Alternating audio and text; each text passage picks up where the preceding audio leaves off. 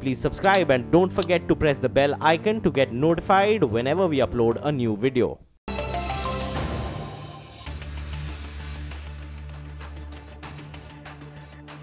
Okay, 3 hours and 30 minutes to go for the policy decision.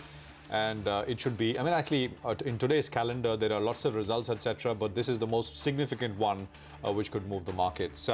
You're with us here on a fresh new edition of Trading Hour. I'm Prashant Nair. With me is my colleague Surabhi Upadhyay. And this promises to be an interesting one. I think the nervousness is on account of the RBI decision. I mean, you saw what the hands go up as far as our citizens' monetary policy is concerned. Only one out of the 4 economists on that show essentially said that, well, he's expecting a rate hike. That was Sajid Chinoy of JP Morgan. And such is, I mean, that's where the chips are falling. I mean, actually, most people aren't expecting a hike, but some are. And it's kind of, it might go down right to the wire. Will a rate hike have a big impact as far as markets are concerned? We'll find out. I mean, SBI, for example, yesterday increased rates. It didn't have a noticeable impact on the bank Nifty or markets, etc. But the RBI doing it might prompt a lot more. So we'll see. But that's later, as I said, in about 3 hours and 30 odd minutes or so. Otherwise, it's looking pretty tepid. But then we've almost had about 6 or 7 trading sessions of pretty strong markets. Yesterday was a case in point. The Nifty recovered almost 90 points from the day's lows. So good morning. Good morning, Prashant. Yeah, it's treading water right now. I guess that's all we can say because there's not much moving on the screen. Whether you're looking at the large caps or even the mid caps today, very, very earnings driven. I mean, relatively, the mid cap index is better off, and it's all very individual stock specific action driven by earnings. On the Nifty, I'd just like to point out sort of the constituents. Today, the Bajaj triplets, not just the twins, the triplets are having a good run. So Finance, FinServ and Bajaj Auto. But then you've got drag coming in from the likes of an Infosys. The HDFC twins are choosing to sit out of the rally today. Maruti is disappointed with the sales numbers just a while back. So it's very even, Steven. It's all over the place for the time being. And the net result is just about a 4-point up move on the Nifty. Well, let's straight away get to the market experts then to get you a sense of what you could be doing in this kind of an environment. We have Sudarshan Sukhani joining in. Sudarshan, good morning. So just ahead of the big event, any positions you would be taking now on the Nifty or the Bank Nifty? Yeah, good morning again.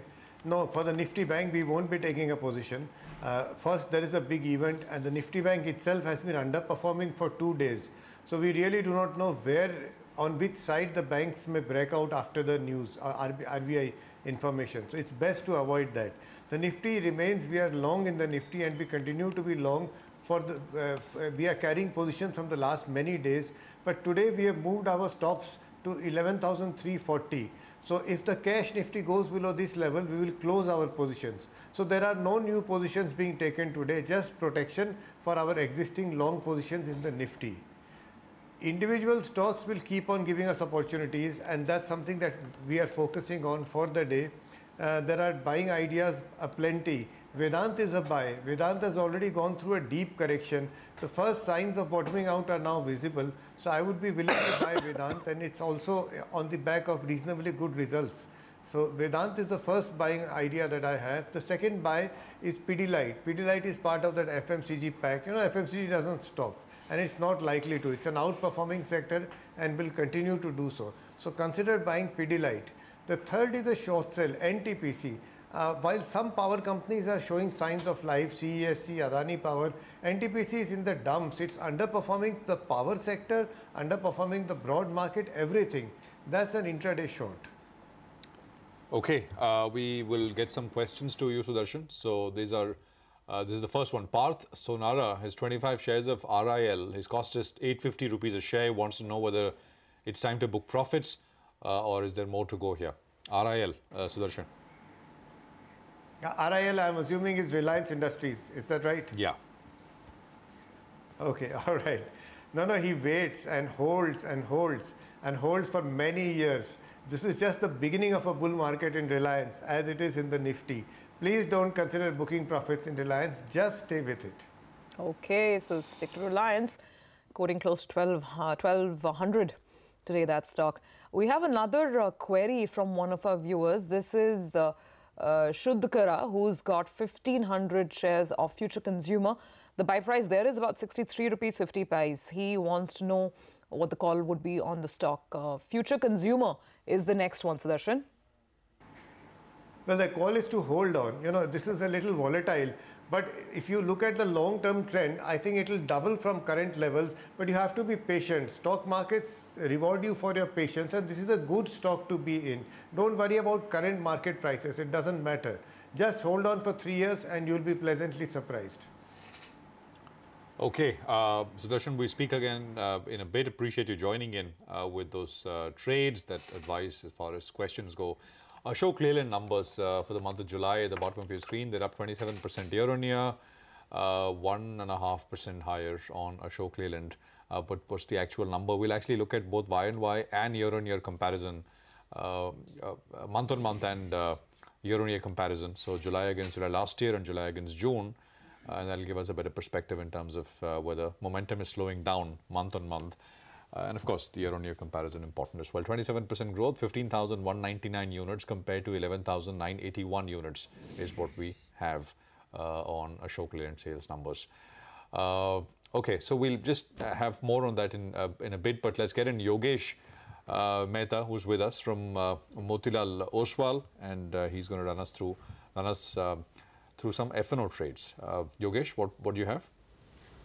Hi Prashant. Since markets are going on a higher highs and higher lows, so it seems that 11,420 or 450 would be the level where one should look at booking profits. But till then, keep a trailing stop loss of 11,330 on an immediate basis. We are recommending on the buy side, since market is on a bull trend.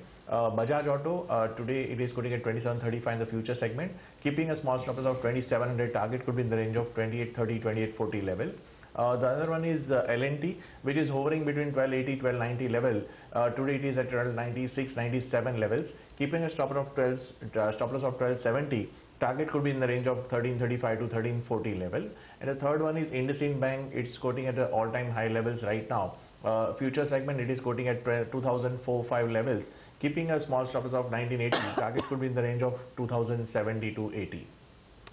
Okay, all right, Yogesh, thanks very much for that. Numbers coming in for Ashok Leyland as well. Now, this was supposed to be a slightly confusing month, so the growth number is obviously a lot lower than what we've gotten used to seeing in the past for Ashok. The LCV sales, let's just get the MHCV numbers for you on the screen as well.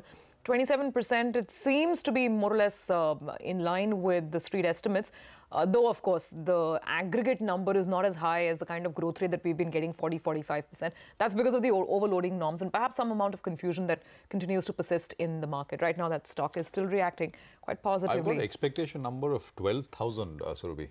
So I don't know, I mean, you know, we had the Nomura expectations which we were referring to earlier. Yeah, so they've done almost 16,000, so I mean, okay, so the Nomura expectation was 16. So they've done about 16,000. That's the total number. Yeah. If you're talking about the total units, they've done it around 16. So if the Nomura expectation was 12. I mean, this seems to be a lot. It seems to be a much better number. That's a good beat there. But that is just, I mean, 12,000. I'm just talking about one broker. Maybe we just need to look at an average of what the expectation was. So I've got this out. Just a minute. So Ashok Leyland, yeah, 13,500 was the expectation from Nomura. Okay. Motilal was at 14,400. So, I mean, even then this is better. Yeah. I mean, the numbers for the month of July are better. And then I've got one which is at 12. So the average would be about, I guess, 12 and a half odd out of the three brokers. And it seems to be a little better than what was expected by the street. So stocks moved up actually a little bit more, 2.25 higher, 115 plus. We take a very quick break here. First on the show, we come back. We'll get you a perspective on what's the latest brewing on US-China trade spat. So there's more noise this morning and overnight as well. Mary Deron of Moody's is going to be joining us to talk about that. My colleague Manisha Gupta comes into the studios as well. Back in 2.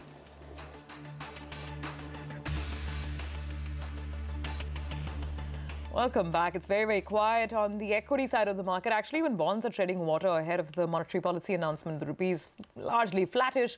Speaking more about the rupee and the commodity market action, we have Manisha Gupta in the house. Good morning, Manisha.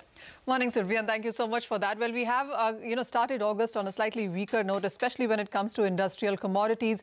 What we also have woken up to various statements coming in from US on US and China trade concerns.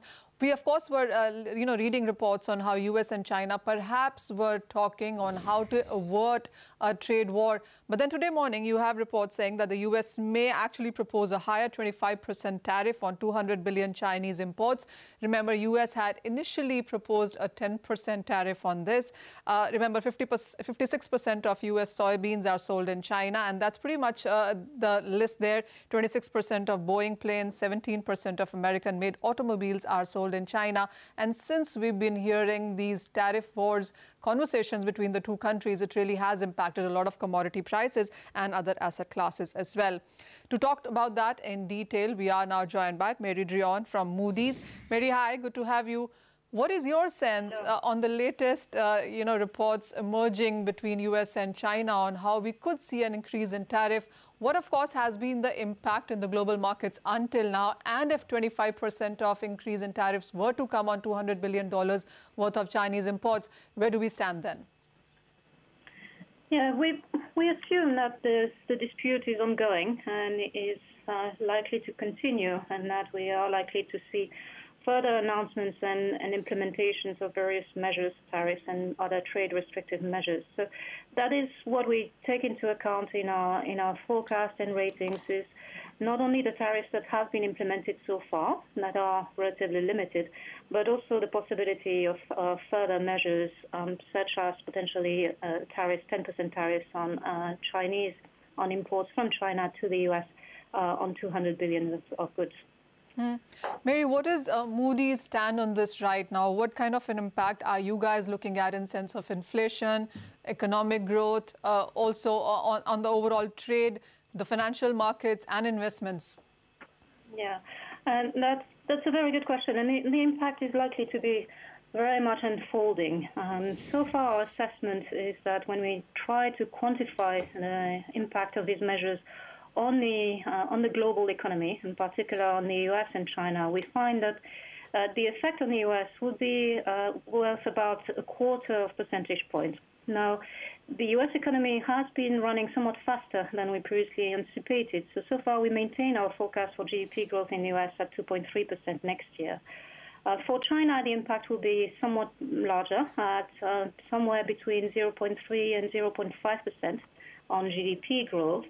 Again, probably materializing mainly next year, and we assume so far that some policy easing, monetary and fiscal policy easing, would offset that. So in both cases, we maintain our growth forecast, but with a different mix of growth, if you want. And then for the rest of the world, the main question will be about really the transmission through production chains of the changes in trade flows. That is difficult to ascertain at this point. In parts of Asia, there are likely to be some disruptions given the region's reliance on trade. Mary, also, how are you looking, especially in case of commodities here, because we have seen the metal prices being under quite tremendous pressure since this talk began a couple of months back, especially when it comes to tariff on steel and aluminum. How are you looking at the global markets and, of course, US markets on the other side? Yeah, so what seems to be happening on the commodity price side is, as you said, the price impact has been most visible on the goods affected by tariffs, and starting with steel and aluminum, where we've seen an increase in prices in the US, and then flatter or even maybe somewhat declining prices elsewhere in the world as the products are rerouted from what would have been the US end market to other markets. That is likely to affect producers, steel and aluminum producers around the world. From a macroeconomic and sovereign perspective, we find that no economy, no country is really significantly reliant on sales of steel or aluminum to the US. So the impact of these measures themselves is likely to be limited.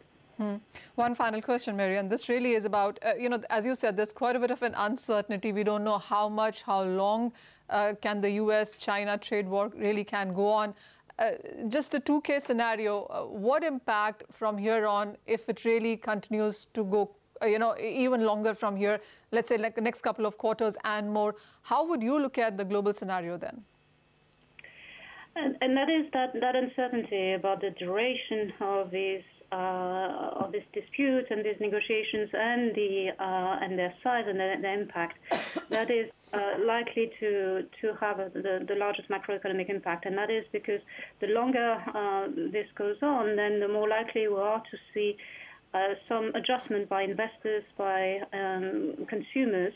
And so with correction in asset prices, with revisions of investment plans, and that is where we could see some sizable macroeconomic effects. So far, we take that as a downside risk more than an assumption that this will happen, and it is something that we'll continue to monitor.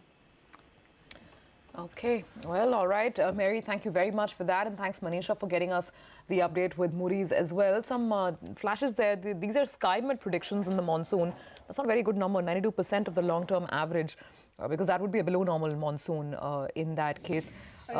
This is not the IMD, this is not the official statement just yet, but how would you read this? Yeah, Manisha? not so good, because we saw June end with 5% below normal, July's ended 6% below normal, and the initial, what we are hearing for the month of August is that this could actually be even a weaker month as what we've seen in the last couple of months. But SkyMed has come out with its predictions, and you will see IMD as well come out in the evening with their forecast for the remaining of the monsoon. So I think today is going to be an important day in that sense when it comes to monsoon numbers.